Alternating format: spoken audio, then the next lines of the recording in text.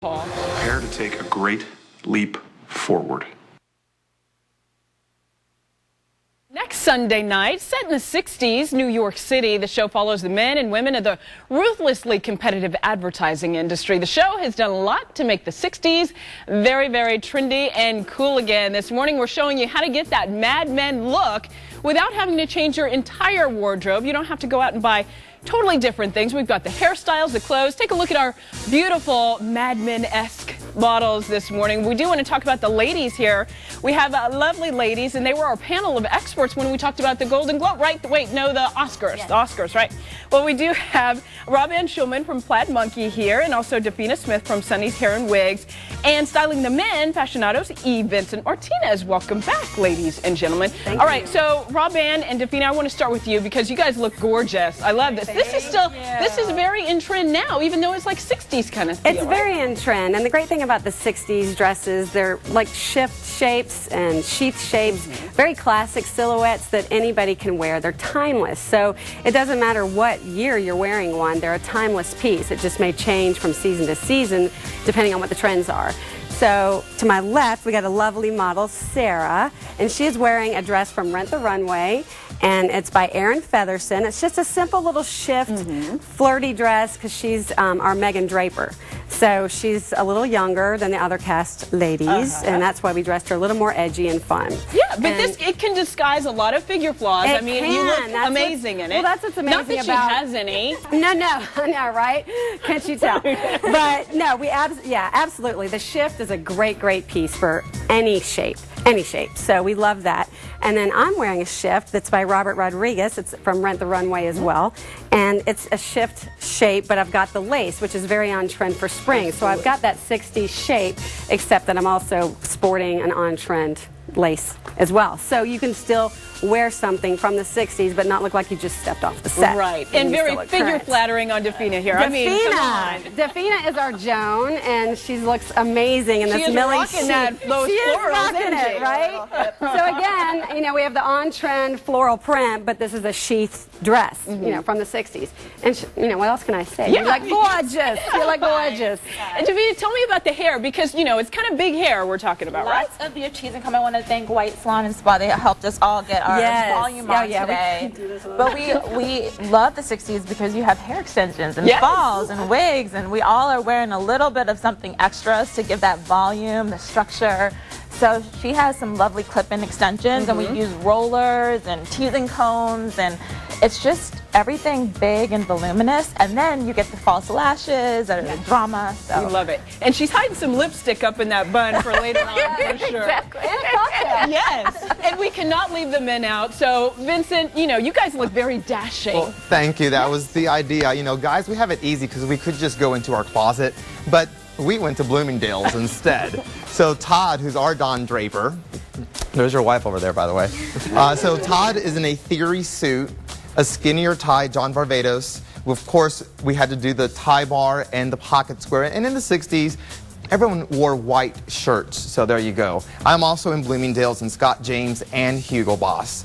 And, you know, I mean, just to piggyback on what Rob Ann was saying, it's about taking the 60s look with patterns and shapes, but making it a little bit more modern, a bit more slimmer. And of course, what's going to be interesting is that with Mad Men, they're moving into 1968. So we're going to probably start seeing some wild, crazy patterns and polyester. And I know, that's a bad word. Hey, well, and you saw Brandon too. And look Brandon at how as handsome he looks. You see, this is a great example. I love Mad Men. To me, the design from Mad Men is what every guy should be wearing right now. I agree, hands down. And with you, you know, we were emailing back and forth. So actually, this is from your closet, but what we did was we got the Hugo Boss tie and the pocket square. And just so you're a great example of what to do if you want to, you know, go in your closet and shop in there. Right. No, I mean, you look fantastic. I love the skinny ties. That's what I love the most about Mad Men. I think that's the signature, is the really skinny tie from Mad Men. But that's going to change. That's going to change. I don't know. Skinny ties go away in the late 60s. They come back in the 70s with disco. Okay. But they're going to get wider this season. Well, and this shows you how full circle it is, because I'm shocked that Brandon has anything remotely 60s in his closet. I know. He looks fantastic. I mean, look at these two. He does. He looks very, very, you all beautiful and all very handsome. We should have a cocktail party later on. In fact, I think that's what we're going to do.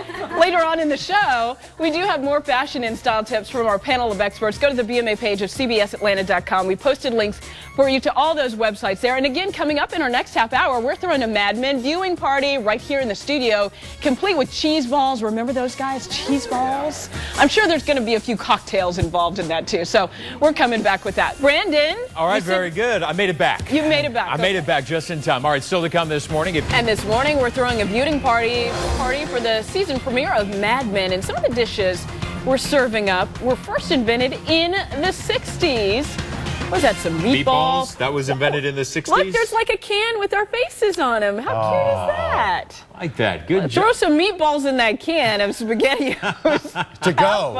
I like it. I like it. So we've got the style, which we did this past half hour, and now we've got the food to kind of go along with it. The only interesting thing, I could probably go through my closet and probably just See, Paul has some things originally from 1960s, and yours are just, they went around and came back and went around. I'm buying the more hipster look. Right. Not saying that yours weren't hip at the time. No, see, I'm just I was young. a little afraid if I raided your closet in the 60s, what I would find. Nehru jackets with peace symbols, medallions that used to wear. You need to pushing bring some 70s, in. no? That's late 60s, late 60s. You still have those? No, I don't. I was only very young then.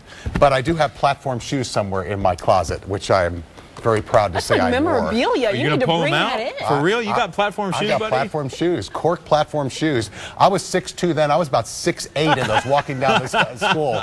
Walking down. I got to see Paul's closet. No, we do want to look at you it. don't want to see my After we talk about weather and traffic this morning. You don't want to know what's coming out of the closet, that's for sure. We're I have a little bit. I was excited about the 60s Mad Men party. You are. I saw it. It smells good. It does. Our name is, our pictures are everywhere. I know. That usually can scare some people away, but I think it's a party. Let's show you what's happening outside right now. We have. All right, here we go. Now we can talk about that Mad Men party still ahead this morning. We're throwing this viewing party.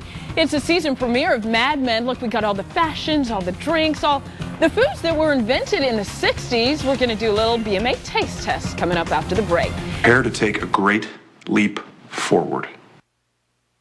Season 6 of Mad Men premieres next Sunday night. It's set in the 60s, New York City. The show follows the men and women of the ruthlessly competitive advertising industry. Well, throughout the morning, we've been throwing, kind of a Mad Men viewing party here in the studios. We've set kind of things up with Chef Sean O'Keefe, and of course, we've added in our panel of experts. They're all enjoying. Was that like a Bloody Mary this morning? Ooh, throwing it way back to the 60s, huh?